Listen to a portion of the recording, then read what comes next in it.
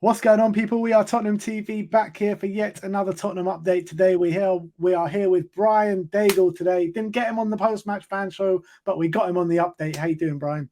I'm doing good. I apologise for my absence. I fell asleep watching Arsenal. So what can I say?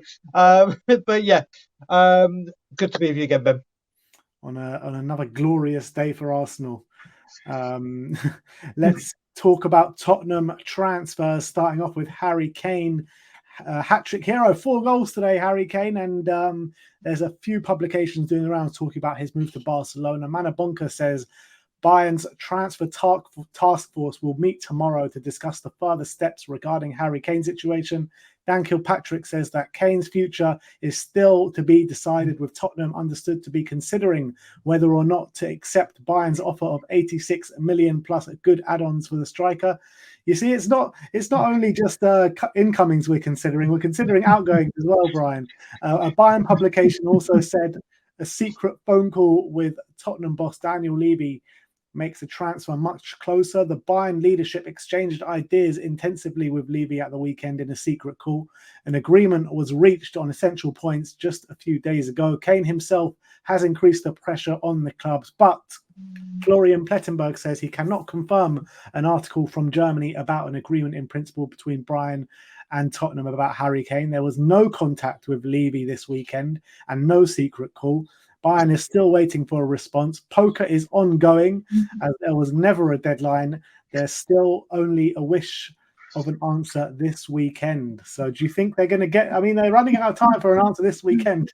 My God, you know what? It's like that game. You have to whisper something, and then you do it down the line, and then you see if it... Whispers. Yeah, a giant broken telephone, whatever you want to call it. They call it. That's what it's become. And it's also... There was a phone call. There wasn't a phone call. It is a secret. It isn't a secret. Mate, do you remember? I watched it, and Matt Smith. I think the guy from Little Britain took the piss out of it with that Boris Johnson during COVID. Go to work, but don't go to work. Stay at home, but don't stay at home. This is what you've basically just given me.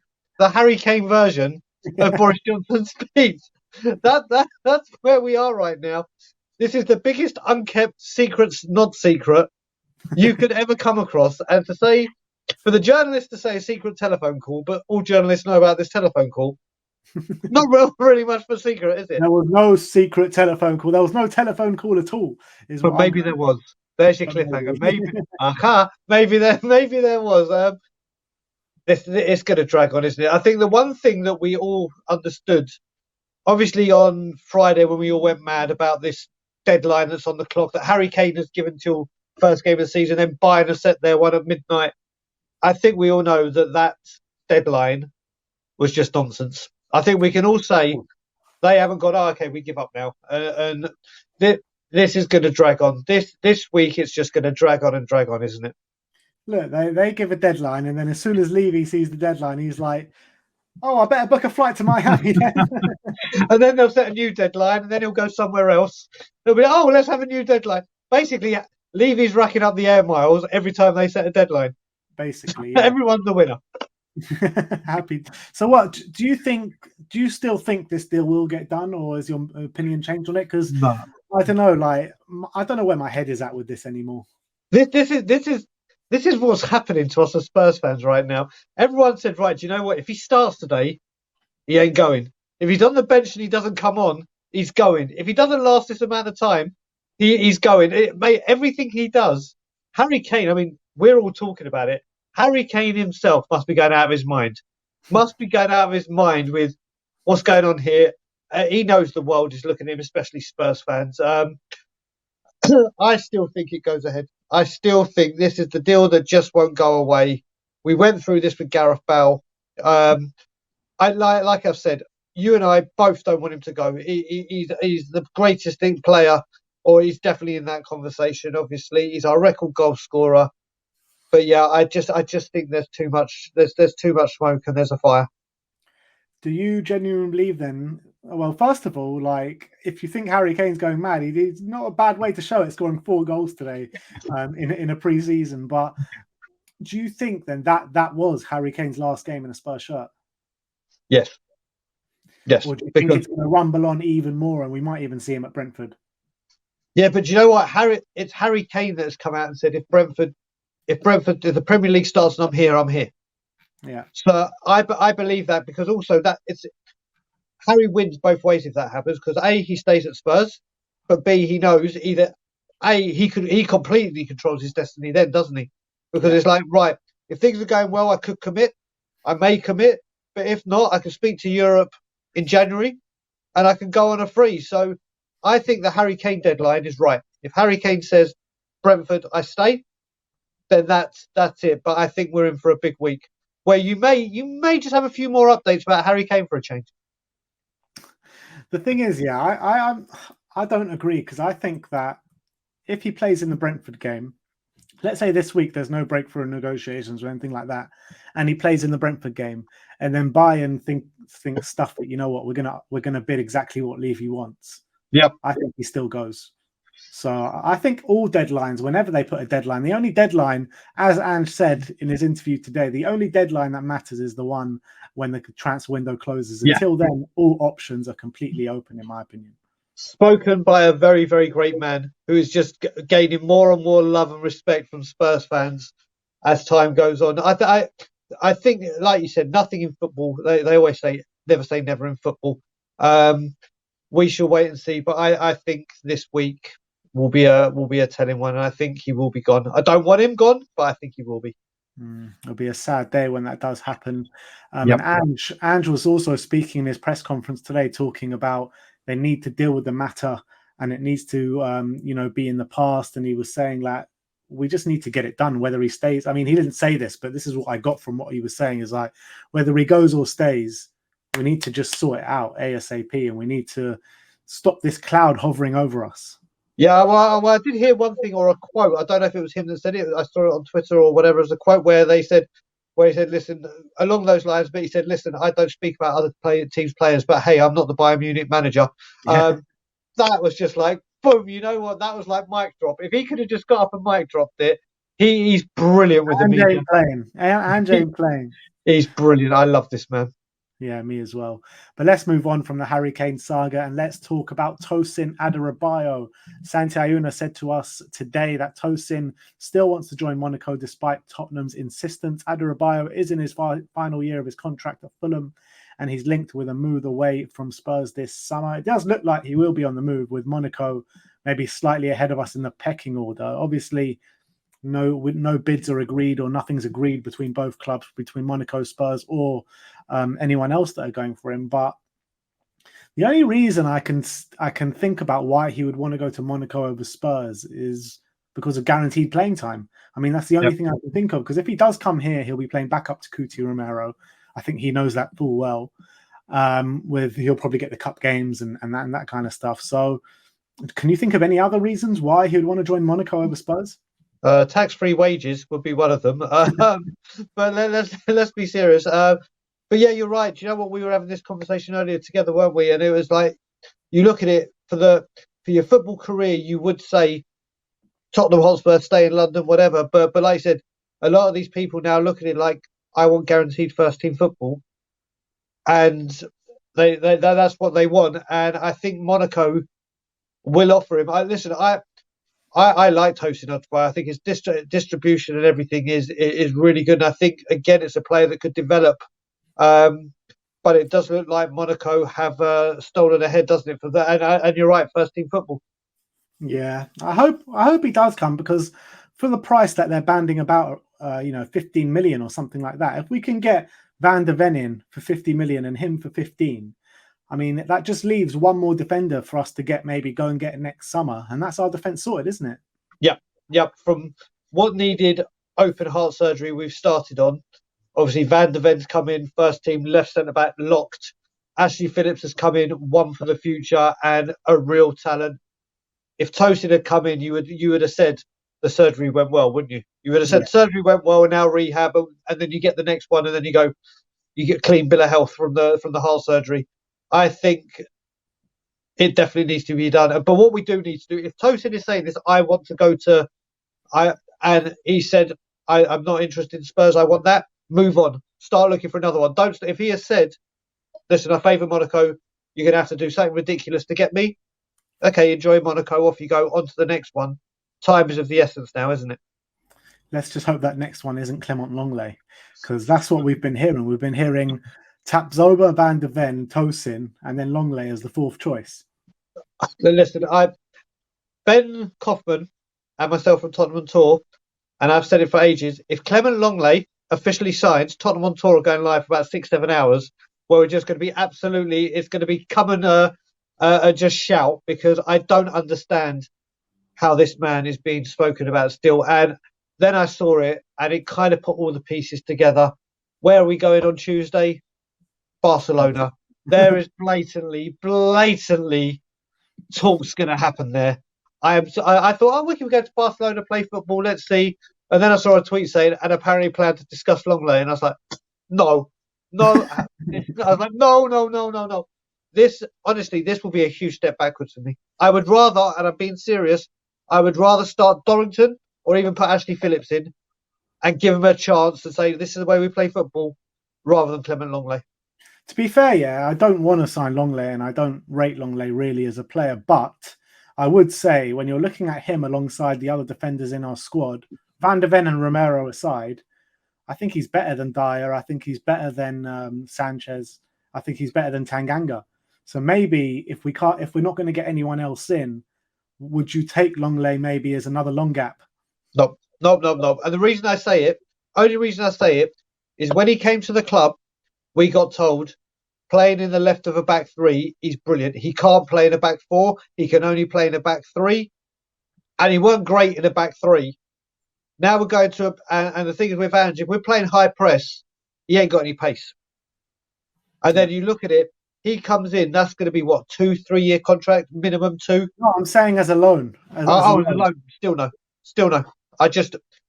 For that, it's only because if we are playing a back four and he's been told at Barcelona he was not good at it, he can't play in a back four, why bring him? We're not going to change for Clement Lenglet. Yeah.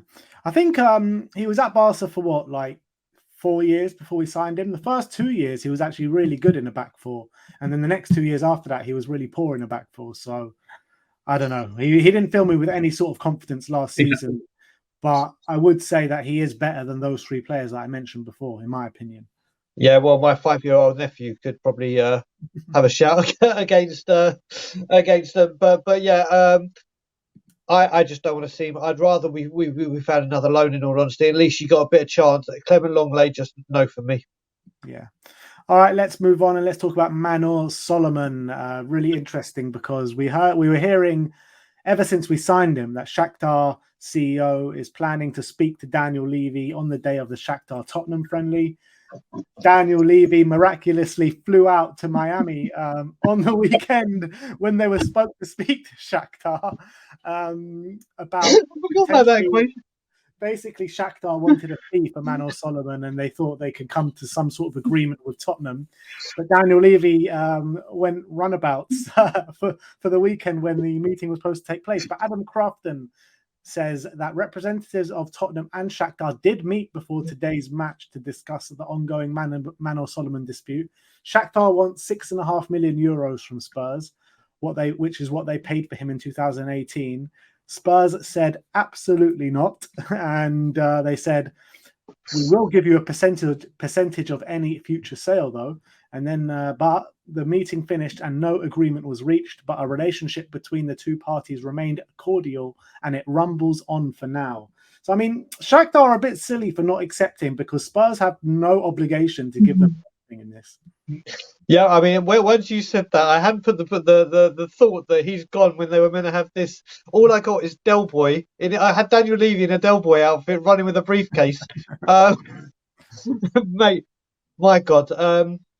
Yeah, listen, I've heard you and Simeon talk about this a lot when we were signing him, about this, the way that this should be a FIFA thing or UEFA, whatever, because of what's going on there. You'd think you'd give something. And what do you say, €6.5 million? Yeah.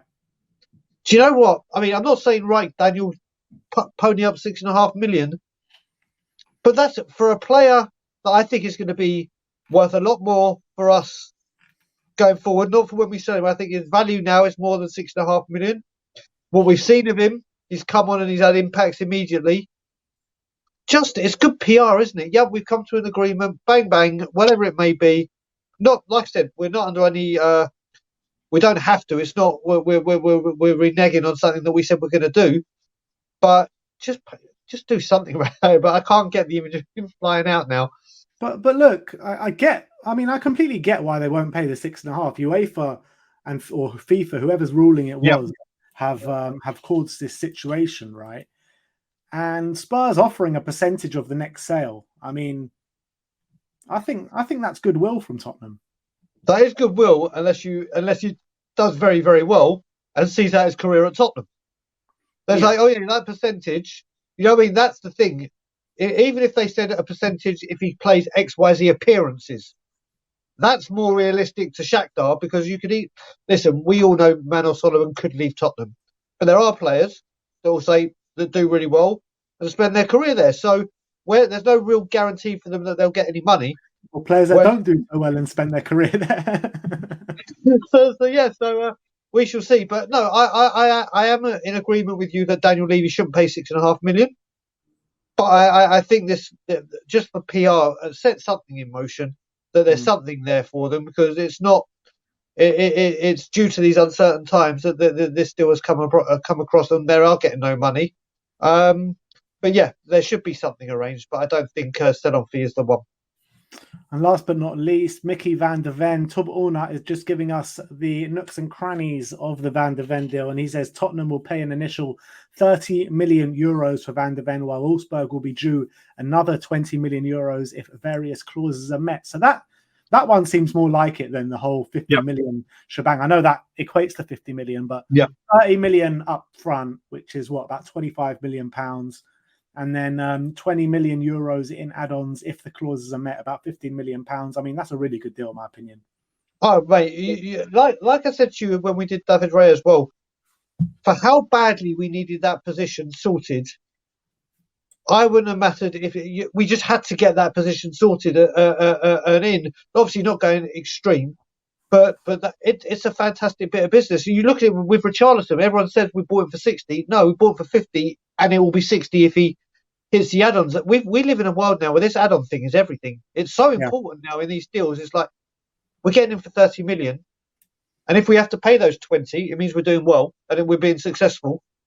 So fantastic. But yeah, I think for 30 million for him, yes, he's 22. Yes, the position needs to be filled, and we bought quality in to fill it.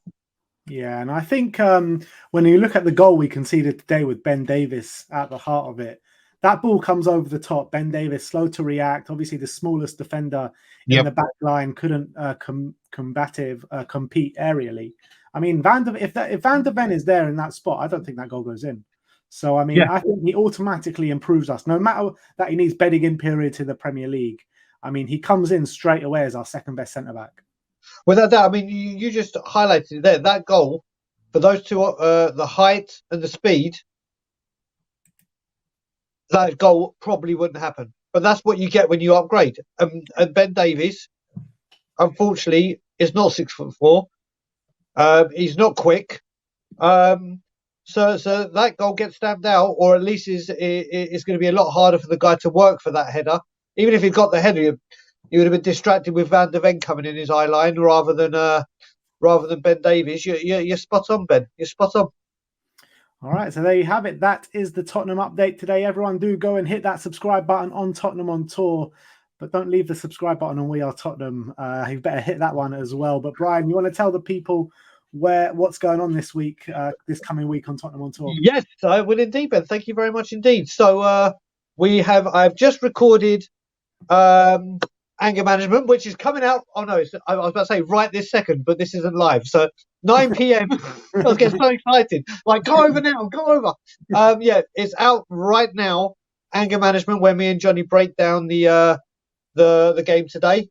Going to do a few more pop-ups this week, and there may be a few other things, but there's definitely a busy week for Tottenham on Tour. And I'm in the studio with Simeon tomorrow, so you get me again. Yes, you are. So big up to everyone. Thanks for everyone for watching today. Thank you, Brian, for coming and joining me today. And we'll see you all very soon. Like, subscribe, and comment. And as always, come on, you Spurs.